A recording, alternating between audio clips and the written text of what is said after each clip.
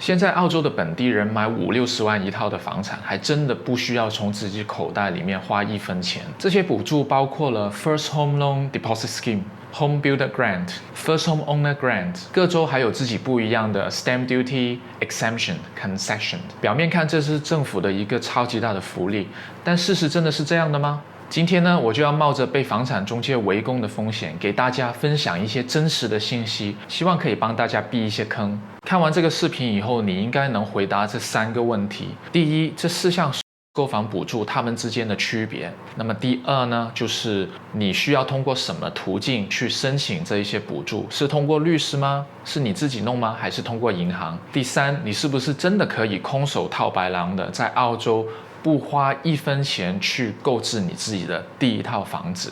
首先，我们来分析一下政府的这一些补助的动机是什么？是为了让大家拥有自己的房产吗？错，政府的动机不能再明显了，因为要拿到所有的这些补助，你必须只能建新房。我们都知道土地是增值的，房子是贬值的，难道政府不知道这一点吗？无论是联邦政府还是州政府的这一些补助，例如 Home Builder Grant 还有 First Home Owner Grant， 他们的出发点都是要促进当地的就业，因为建房子需要大量的 builder。 说真的，政府还真的不关心你是在租房子还是你拥有自己的自住房。好了，那么房子建好了以后，我们又为政府养活了大量的澳洲本地的蓝领工人。大家知道在澳洲的维修房子的费用有多高吗？我曾经家里面就爆过一次水管，在2楼的地方，那么当时候就请了 Mario 这个水管工人过来我们家帮忙，只是看了一下而已，就收了我400多的 call out fee， 而且他并没有把漏水的问题解决，因为漏水的水管是在墙的后面，而他必须要carbon 来把这个墙的那一部分给打开，里面他才可以看到。所以当时候的解决办法呢，就是我自己在我1楼的墙上面画了一个洞，当时候呢，水就从我这个天花板的这个洞里面一直流了几天。那么最终他们花了2个星期的时间，终于把这个问题给解决了。中间呢有2个星期，我们家的1楼一直都是像瀑布一样在流水。那么一旦越来越多的人拥有你的房产了以后呢，澳洲政府就可以继续让这些澳洲本地的蓝领工人像大爷一样收你的钱，修你们的水管，还有瓦顶gutter 还有电工除虫等等。有房子的你们应该都懂的。好了，就算如此，很多人还是义无反顾的想促进当地的经济，然后为我们澳洲的经济做贡献。但是你以为通过这些补助可以让你轻松的拥有自己理想的一个舒适的家吗？错，大部分的这些补助对房产的价值都是有严格限制的。那我问你，50-60万的预算可以买到什么样的房子呢？要不你可以选择买公寓。那么说起公寓的楼花呢，说起来就是一把泪。我相信很多人都听说过，在澳洲的楼花贬值的情况是非常严重的。我最近就看了一篇报道，在澳洲10%的楼花是没有办法交割的。那这是什么意思呢？假如你付了5万块的定金去买一个50万的 unit， 这个房子过几年建好了以后，你去银行申请一个贷款，但是银行跟你说这个房子它的价值从50万已经贬值成42万了。假如就是说这个房产一旦交割了，你马上亏8万块。那正常人会怎么做呢？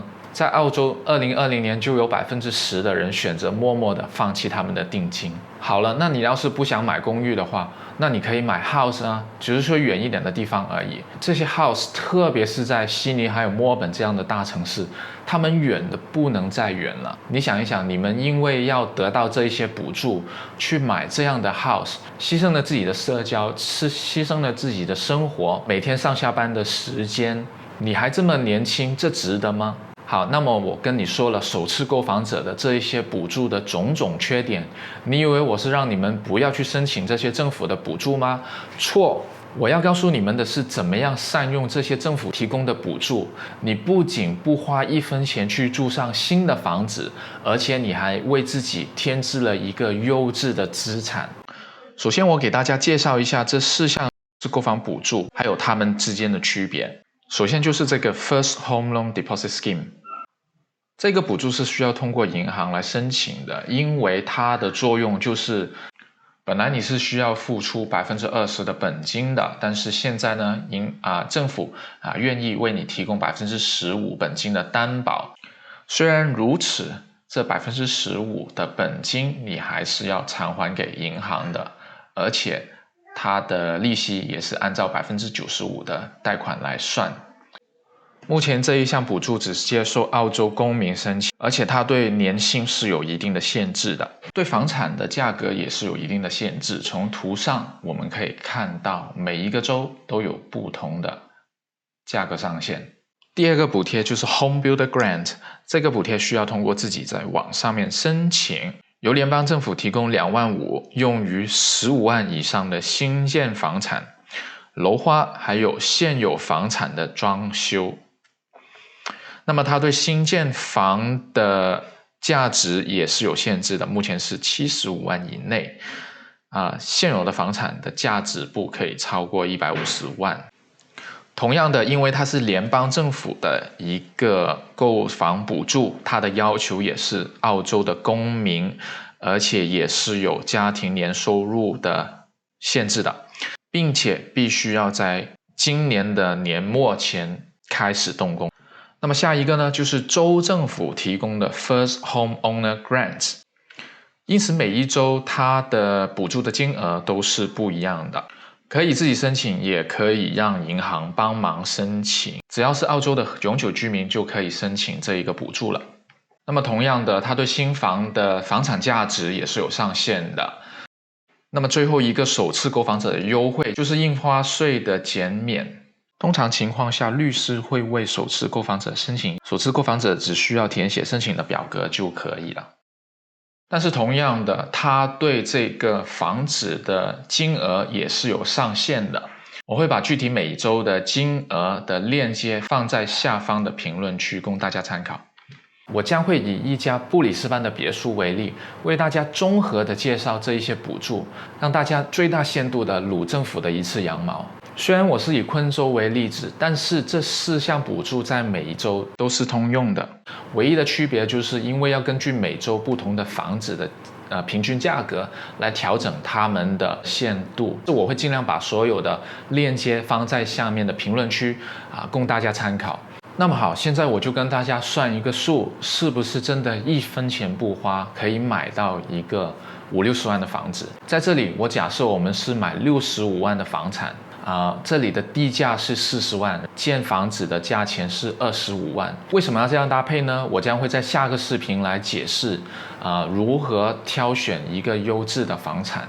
但是我在这里先跟大家说一下这个逻辑，因为在昆州购买土地印花税的减免，它的最大限度是40万，我们的地价应该要占到整个房子价值的50%以上。在这里我地价拿到最大的限度就是40万它的建房子的造价呢是25万，加起来就是65万的房产。在昆州65万的房产呢，是超过布里斯班的一个中位价的一个数字，所以我们选择的余地就非常多了。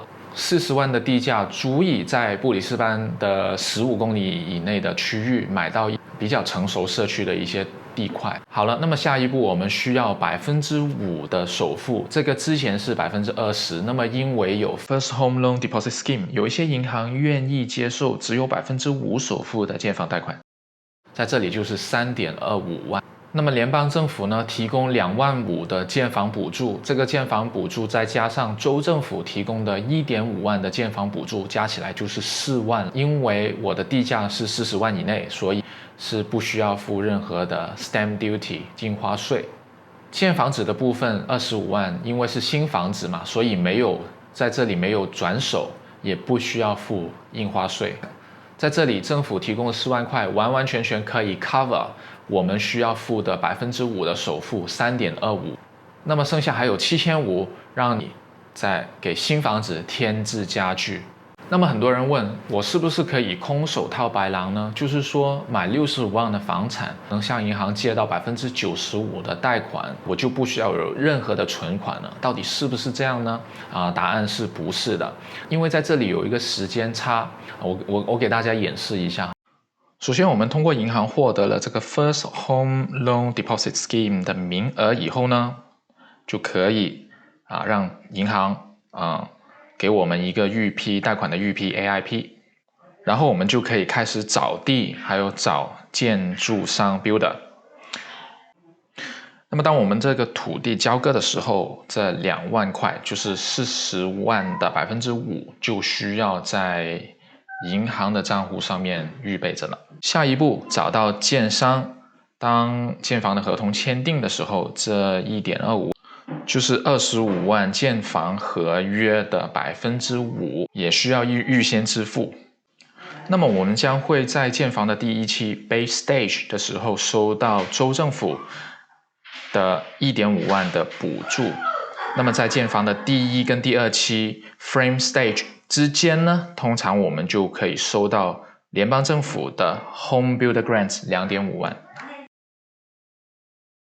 那么好，通过我刚才的演示，你可以看到我们在签订合同的那一天就要把资金准备到位了。这5%的本金，大家还是要先把它努力的存起来，主要是因为你跟银行都要预留着一部分的应急款项。那么当房子建好了以后呢，你就可以动用这一笔钱了。好了，我希望今天的内容对大家会有所帮助，希望大家可以给我点赞，然后分享给有需要的朋友。同时，如果有任何的想法，都可以在下面给我留言。要记得订阅我的这个频道，还有点击小铃铛，这样的话你就不会错过任何跟澳洲投资还有理财相关的内容了。我们下周见，拜拜。